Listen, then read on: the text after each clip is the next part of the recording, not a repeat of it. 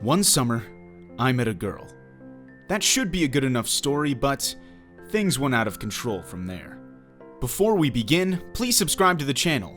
That means a lot to me. My name is Davin, and I had a magical summer romance. Starting at the beginning, I live in a town with a nice long coastline that's pretty close to the city. It's a big boating area. People take yachts and boats of all kinds out all the time to enjoy the ocean up close. There's even diving and jet skis, everything you could want. And of course, plenty of space to swim. In the summer, I have a lot of chores, and they take me all over the town. Mostly to the grocery store, where I have to buy food for our cat, Kitty. Only the finest and fanciest feasts, and even buying 3 cans a day, plus a snack for me, gives me enough exercise to not need to worry about swimming. Which, strange as it seems for a 15-year-old out of school at a beachside town, I can't swim.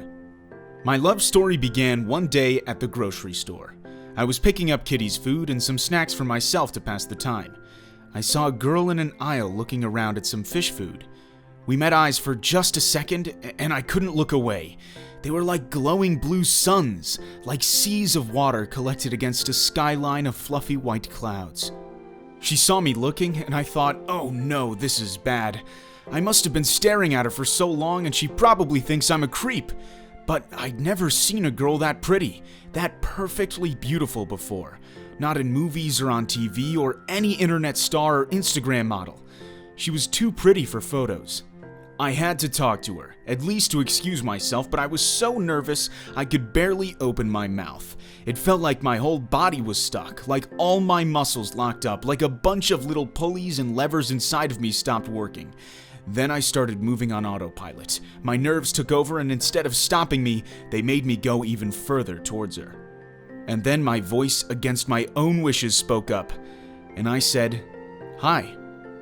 But she didn't turn to me. I thought maybe I sounded a lot louder to myself since I wasn't meaning to announce myself to her. I said hi again, a little louder, still minding my tone in the supermarket, but she didn't notice me again. I wasn't close enough to tap her shoulder. My body didn't go that far. I wish it had, because she turned and walked away from me immediately, without even turning back to see my heart start to sink. It felt awful. I felt ignored and dejected. I almost forgot to pay for my cat food, and I didn't even get a snack for myself that day. I left the store so brokenhearted, thinking I might never see her again. But then I thought I had a second chance. The girl was talking with Betty, a girl from my neighborhood who was always helping people and working with charities. She was talking to the girl, sort of. They were waving their hands around a lot, making big and small motions, and not moving their lips as much. I waited for them to stop and saw the girl leaving. I hoped she would turn around and notice me again, but then again, all I did was stare at her, and she ignored me so harshly that I thought she might hate to see me. When she left, I went up to Betty and I asked her, "Do you know that girl?" "Oh, of course," Betty said. "That's Serena." I explained to her I tried saying hi, but she ignored me. "Did she see you say hi?" Betty asked. I shook my head and she laughed. "Well, that's why. Serena's deaf." And it all made sense. She didn't acknowledge me because she couldn't hear me. And Betty, since she worked with needy people so much, she knew sign language and could communicate with Serena. Apparently, that's how they met and knew each other. I was shocked, but more importantly, I wanted to make up for it, and I wanted to know her better. All I could think about was Serena and her beauty. I had to get into her life somehow, so I asked Betty to teach me sign language so I wouldn't make a fool out of myself again. She agreed to meet me and introduce me to Serena properly the next day. I was so excited! I went home and watched a movie, the first one I saw, and it just so happened to be Titanic. It made me feel even better. I hoped Serena and I could fall in love like Rose and Jack did in the movie, but not meet a sad ending in the ocean. After that, it was late and I went to sleep. That's when things started to get a little strange. I went there the next day to the supermarket to meet Betty and Serena. Betty stood by and waved her hands to interpret us, but when I went to greet them, Serena greeted me back. "Hi, Davin," she said. Her voice was like an angel's. It soothed my soul like a beautiful song, and I swear I heard the music from Titanic playing when she spoke as well, the lifting, singing flute sounds. "Hello," I said. "Do you want to talk for a while?" she asked. I didn't even have to talk with my hands. Strangely, it seemed like Serena could talk with me like she wasn't even deaf. I just went with it and didn't think twice. We chatted about our interests, about movies and pets, and mostly about the ocean. That's when she hit me with a deal. "Let's go to the beach right now," she said.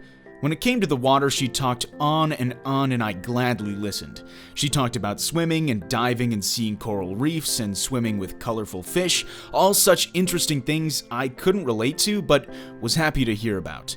But then she invited me out, and I couldn't say no. We went together, just me and her, just in time to watch the sunset. It was beautiful, but not as beautiful as she was. I tried to tell her that, but before I could, I saw her standing up to take her dress off. I couldn't look away. It was like a dream come true.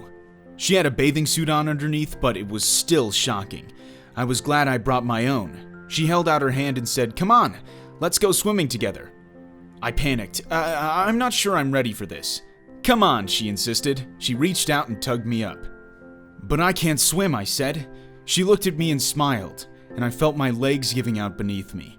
A wave came in behind her. We were close enough to the water to get hit by it, but she just smiled at me. "Then I'll help you." When she said that, I knew I couldn't refuse, and then the wave came over us, and immediately we were pulled together, hand in hand deep under the water. I went spinning and twirling through the water while she held onto me and swam around me. Then she came in close and hugged me. I reached out to try and get my balance, but my legs touched something thick and scaly, even though the only thing in front of me was her. Before I could even think, she kissed me and filled my mouth up with air. I was shocked. I looked around nervously to see if anything was around, and when I looked down, I saw her legs were gone and replaced with a tail. It started moving, and we moved with it. She swam us into an underwater cave and brought us both up for a breath of air. We kept hugging and kissing in the cave. I had to check on what I saw and move my hands down to see if her legs had really become a tail. I thought I felt something clammy and wet in my hand, but then suddenly, I woke up. I was in my bed, and my mom was pulling on me to wake up. "Don't you have a date today?" she said. It was all a dream, but it felt real. I went to the same place as yesterday, the supermarket, and met Betty, who was there with Serena. It felt like our second meeting. The dream was so real I couldn't get it off my mind and was extra nervous for a while. But with Betty's help, we talked like normal. Well, except for one thing. This time, she really was deaf and needed the sign language to interpret for me. The two girls started to leave for the day, and I couldn't let her go. I had to see Serena again as often as possible, so I asked, "Where should we meet up tomorrow?"